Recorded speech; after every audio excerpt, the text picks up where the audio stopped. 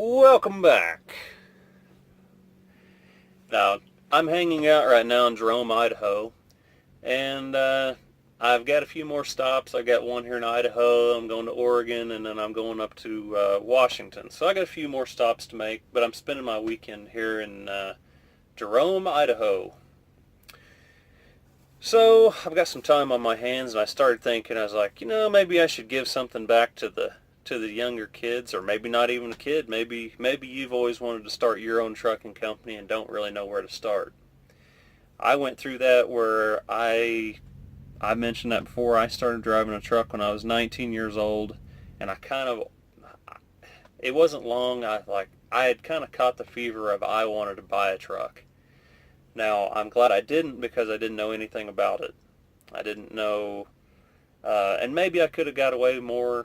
We have lots of regulation we didn't have back then. That would have been in 2001. That's when I first started driving. Well, things have changed total night and day from 2001.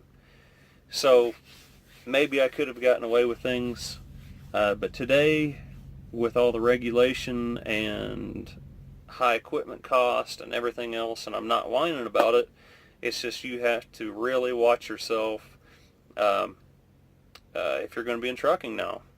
You really have to run an efficient business, it seems like to me, to be profitable.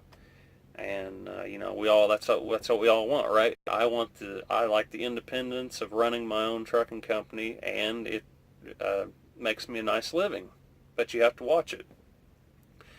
So here's 5 things that I thought are the most important things and mistakes that I made in the beginning. I got my own authority in 2014, and so I've made good and bad decisions, but here are 5 things that I think you need to know. First of all, have a plan in mind of what you're going to do. If you have, for instance, they build and ship office furniture 5 miles from my house. So of course, I enjoy doing that, and it's 5 miles from my house. So I go drop my trailer off, they load it, all that deal. So I bought a dry van, of course. Or I guess I could have a reefer, but I hate reefer freight. I've pulled all the reefer freight I ever want to pull in my life. I did that for a few years. So have something in mind that you want to do before you get started. Have a plan in mind. And that might be your customer, what kind of equipment you're going to buy. Are you going to be an owner-operator, or are you going to have your own authority like I do? So those are things to think about. Second thing I thought about is buy the right equipment, and that kind of goes back to having a plan in mind where maybe if you've got steel or something like that in your hometown, if you're going to be a flatbed hauler, you wouldn't want a big studio sleeper like this probably, unless you wanted to. The double bunker, you can see the bed right here, folds down. But most people that pull a flatbed don't need a tall sleeper, and you'd want to look for a flatbed, the right kind of equipment for you. And that also, when you're going to looking at trucks, think about, say if it's a $10,000 truck, but every tire on it's shot. You're probably talking, gosh, I don't know, if you were going to put premium tires on your drives and your steers, you're probably talking $5,000. So maybe there's a truck that's $13,000 that's in better shape than the one that you were looking at that's all its tires are shot. Pull oil samples. Now there's a place in Indianapolis called Polaris Labs, where if the dealer or the person has the truck, would let you pull an oil sample there. You could see a lot. You could see if you've got fuel in your oil. You can see parts per million on your iron. You can see if there's any copper or brass. That would tell you, or lead. That would tell you if you've got bearings maybe going bad. You could see a lot from an oil sample. The third thing I thought about is to kind of have a niche or a niche, however you want to pronounce it. I'm getting back to, see, I have a very good, who I haul for is a bigger trucking company than me that I that's where I get my work. Um, so I had that in mind whenever I started this. Of I knew that's what I was going to do, hence that's why I bought the dry van. Um, but yeah, if you have some, do what others won't do, and that's kind of like uh, making all these stops. Some people don't like, like this load I'm on right now started in Kansas, went to Colorado, went to Utah, and now I'm in Idaho, and it goes to Oregon and Washington. So it's 15 stops, I think. Some drivers just don't want to do that. So that kind of maybe gives me a little advantage over other people because if it's something super easy, it's probably going to be cheap, and you're going to have people trying to get your business left and right. It's like a local job, say where I live, or the area I live where I used to work. There's a lot of coal haulers. Yeah, sure, you're home every night, but they don't make much money. So kind of got a good and bad. When when you're home every night, you're not going to make that kind of money. This is number 4 is a very important thing, is to know your numbers. You need to know your break-even cost. You need to know what it takes to run that truck down the road. I guess that was kind of my mind too, because before I left on this trip, I just did my numbers for January. Like I was curious what DEF actually cost me, and the program I use, which is again that Kevin Rutherford I was talking about. Go to I'll get it here in a second.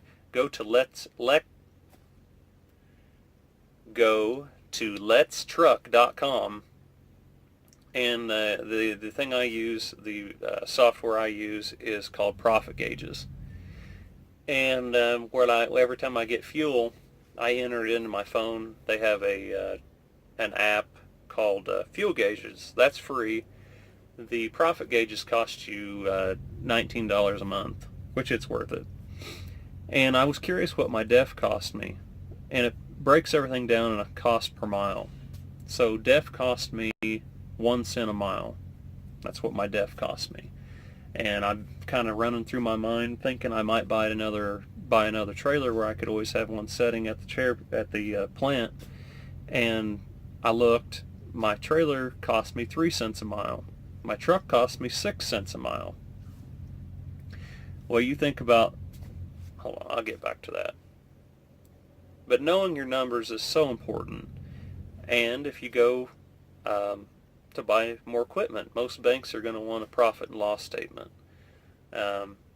That's what I use is truck specific. So say I want to go buy a new trailer, they want to know if you're actually profitable.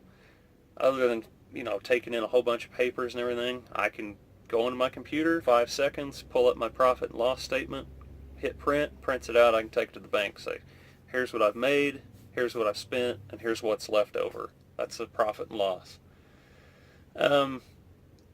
Yes, knowing your numbers is extremely important. You need to know if you're actually making money, and you need to know what your break-even money is. You need to know what it takes to move your truck going down the road. What's your break-even money? And the number 5 thing is what I talk about more than anything, is the importance of fuel mileage. Just how I mentioned how this truck, what it takes to own this truck is only 6 cents a mile. I think for the month of January, I was getting some good fuel mileage. I got some good prices on fuel. And I think my fuel mileage right now for the last 30 days is 8.8 is what I'm averaging. And still, what my fuel was I think it's taken me 28 cents a mile to move this truck down the road. To own this truck, it only takes 6 cents a mile. To move this truck down the road, buying fuel to put in it costs me 27 or 28 cents a mile. So you can see why. That is most of my money right there. The other thing with fuel is it'll save you money on your IFTA. And I'm not going to get into that too heavy right now. If somebody would want to learn about IFTA, I could make a video on IFTA. That's a very important thing also. And the third thing, the third little A, B, and C of fuel mileage, the importance of fuel mileage, is longer equipment life. Back in the day when I first started driving, there was 3 big ones, and I guess, well, no, there's not anymore. Back then it was Detroit, Cummins, and Caterpillar. A Detroit and a Cummins seemed like they would always last about $1.2 million before rebuild. A Cat would never last that long. I'm not saying they haven't, but the majority of the time they would usually go about $750,000 or $800,000 before rebuild. So, and that's why. I can't remember which engine manufacturer said that, but they say an engine is not worn out by miles put on it. It's worn out by gallons burned. As you're bringing fuel into the combustion chamber, if it's just flooding with fuel, it's getting around the rings, it's getting down to your oil pan, and it's diluting your oil out. There, you're going to have more engine wear on everything. So the least amount of fuel that's going through that engine, the longer it's going to live. So that's why I know you guys probably think, man, this guy's a nut about this fuel mileage, but I just told you what it's going to cost you compared to other things, and it's going to make your equipment last longer. So that's probably going to do it for this. If you have any questions about anything like this, leave a comment below, reach out to me. I like to try to give something back. If there was somebody that, had questions, maybe I could help you.